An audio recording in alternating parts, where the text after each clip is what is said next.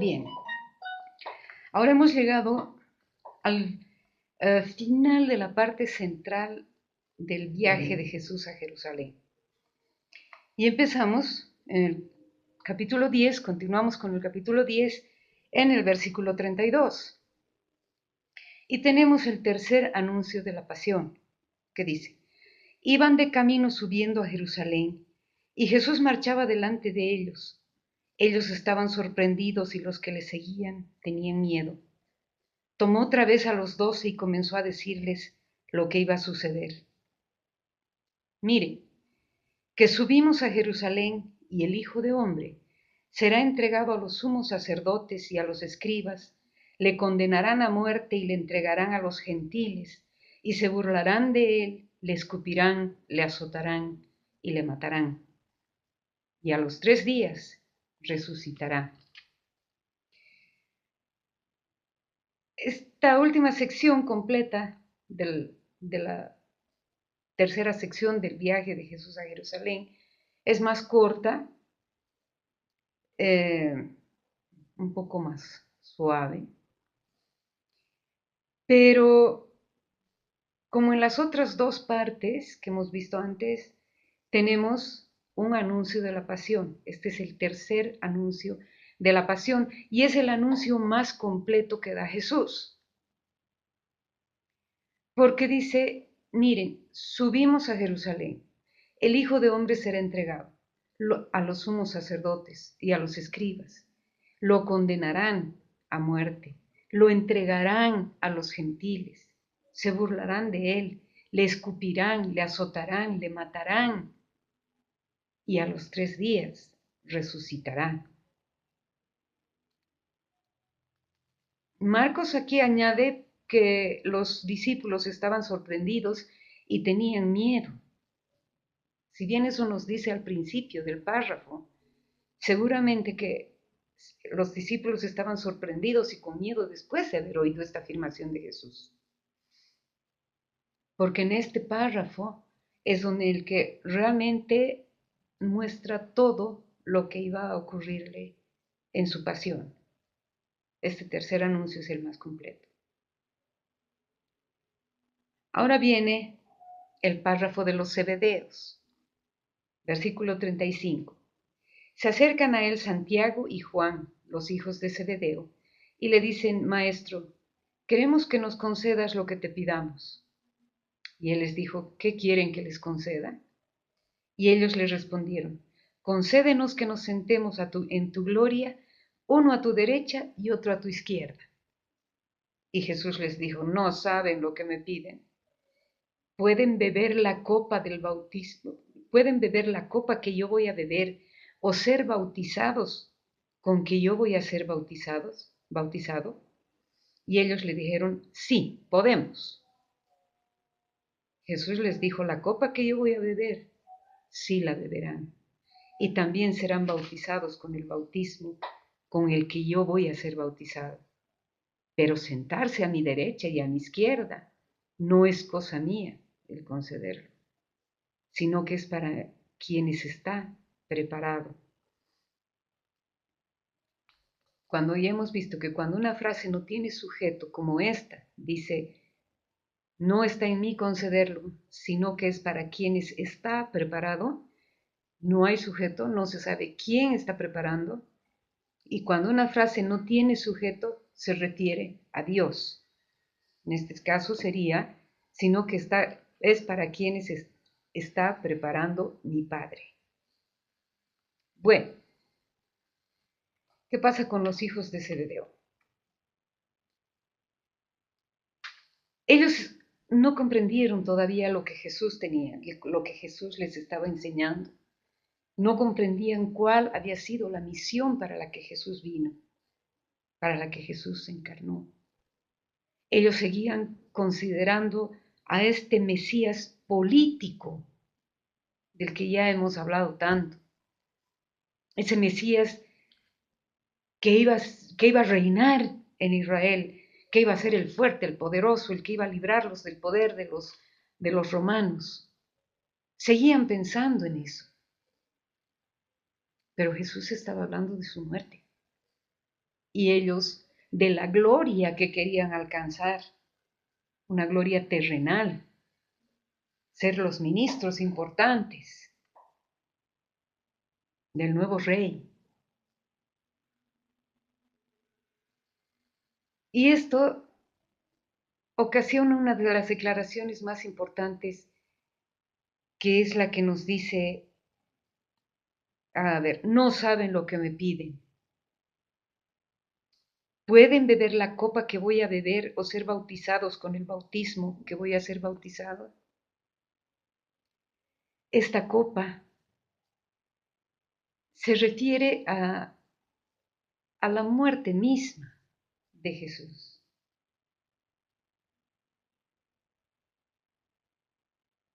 En la época la época de Jesús, la copa, ese cáliz, significaba eso, la muerte. Y aquí dice, ustedes saben que los jefes son los reyes del mundo, son los que dominan al mundo, son los que oprimen con grande poder, son aquellos que se sienten dueños absolutos, señores absolutos de todo, dominan a las naciones. Y Jesús les dice, pero no ha de ser así entre ustedes, sino el que quiera llegar a ser grande. ¿Grande dónde? Grande en su reino. Ese tiene que ser el servidor de todos. El que quiera ser el primero entre ustedes será el último. Será el esclavo de todos. Será el que sirva a todos los demás. Esa es la paradoja cristiana nuevamente. Los primeros serán los últimos y los últimos los primeros. Porque nos dice, porque el Hijo de Hombre no ha venido a ser servido, sino a servir y a dar su vida como rescate por muchos. Eso es lo que quiere Jesús de nosotros. No que busquemos el poder, la grandeza de este mundo, sino el ser grandes en la vida eterna. Y aquí, claro, cuando les dice, la copa que yo voy a beber, sí la beberán, y también serán bautizados con el bautismo que yo voy a ser bautizado.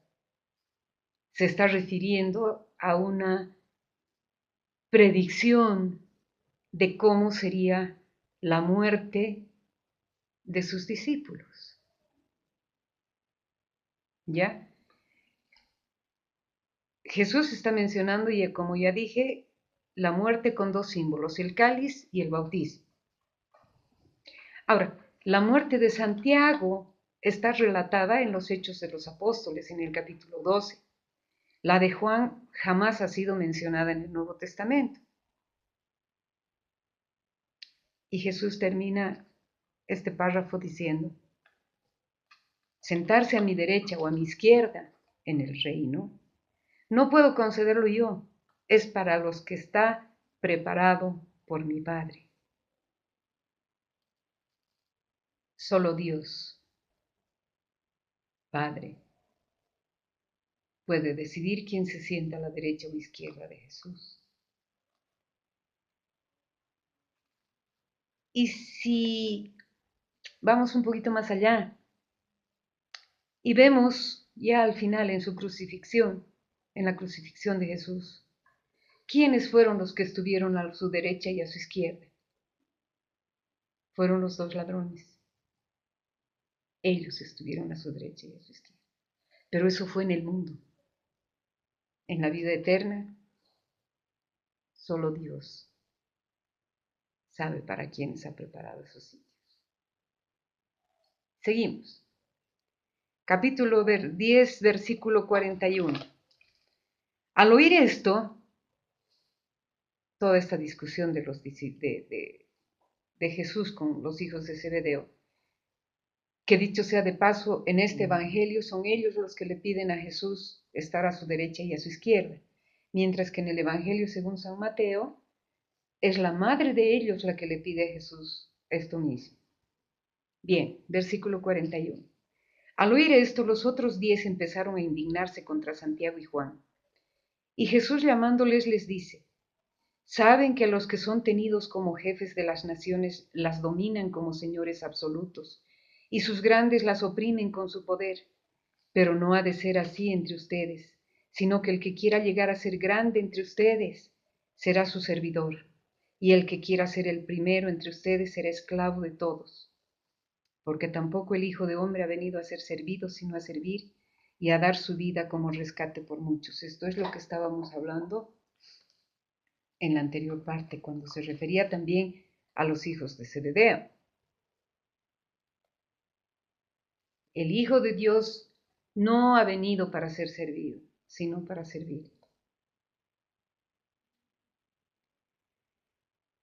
Y este final del viaje de Jesús a Jerusalén termina como empezó. Empezó con el ciego de Betsaida, que tuvo una curación lenta. ¿Se acuerdan?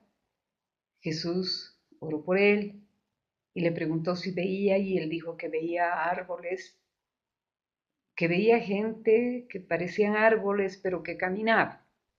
Y después de la segunda oración de Jesús, cuando le impone manos, él recupera totalmente la vista, pero se va.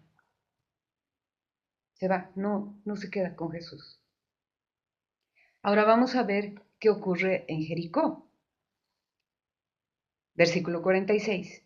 Llegan a Jericó y cuando salía de Jericó acompañado de sus discípulos y de una gran muchedumbre, el hijo de Timeo, Bartimeo,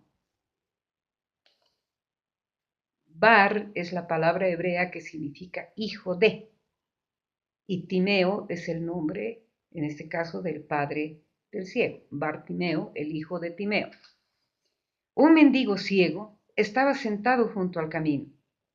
Al enterarse de que era Jesús de Nazaret, se puso a gritar, Hijo de David, Jesús, ten compasión de mí.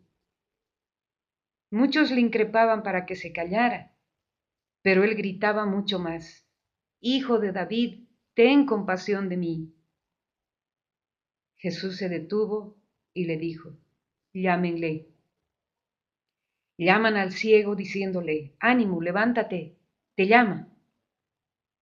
Y él arrojando su manto dio un brinco y vino ante Jesús. Y Jesús dirigiéndose a él le dijo, ¿qué quieres que te haga? El ciego le dijo, Rabuní, ¿qué quiere decir maestro? Que vea. Y Jesús le dijo, vete, tu fe te ha salvado. Y al instante recobró la vista y le seguía por el camino. Al instante, la urgencia, nuevamente. Pero bueno, el primer ciego fue pasivo y después de su curación desapareció para siempre y ya. Y en cambio aquí, con el ciego de Jericó, con Bartimeo, su curación es activa, inmediatamente, al instante, se sana. Y los dos ciegos evocan un poco a los 12 discípulos y también a nosotros. A veces estamos como el ciego de Betsaida, que vemos poco a poco, que nuestro cambio es poco a poco. Nuestra decisión de seguir a Jesús va de poco en poco, mientras que el ciego de Jericó es al instante, ya. ¿Para qué hace este ciego? 2 veces implora a Jesús y le dice, Jesús, hijo de David, ten compasión de mí. Y la respuesta de Jesús es, ¿qué quieres que haga contigo? Jesús sanaba, Jesús devolvía la vista, Jesús hacía andar a los paralíticos, a los cojos, hacía hablar a los mudos. Y aquí ve a un ciego que le implora que tenga compasión de él. ¿Es que Jesús no sabía lo que iba a querer el ciego? ¿No se daba cuenta? No, no es eso. Jesús sabía lo que quería el hombre, volver a ver o empezar a ver. No sabemos si era ciego de nacimiento o no, pero quería ver. Y Jesús sabe eso, pero sin embargo le pregunta, ¿qué quieres que haga contigo? Y el hombre le dice, Señor, que vea, que vea. Y Jesús le dice, tu fe te ha salvado. Una vez más vemos que Jesús no solo sana, Jesús salva. Como dijimos al principio, con las primeras curaciones, Jesús sana para esta vida, pero salva para la vida eterna. Y eso es también lo que nos está diciendo aquí. Cuando el ciego recupera su vista, la vista, Jesús le dice, vete, tu fe te ha salvado. Esa fe que tienes puesta en mí te hace merecedor de la vida eterna. Y ahora sí, vemos que éste recuperó la vista y le seguía por el camino, dice la escritura. Este hombre decidió quedarse con Jesús, es decir, elige ingresar al discipulado. Es claro que los dos ciegos, uno al terminar, al principio del viaje y este del último, al terminar el viaje, nos representan a todos. Pero hay que preguntarnos, ¿se transformaron los discípulos? ¿Nos transformamos nosotros totalmente entregados a Jesús, como sugiere la historia de Bartimeo? El relato del final, de la semana final de la vida de Jesús en Jerusalén, nos va a dar la respuesta a esto. Si hubo transformación en los discípulos o no.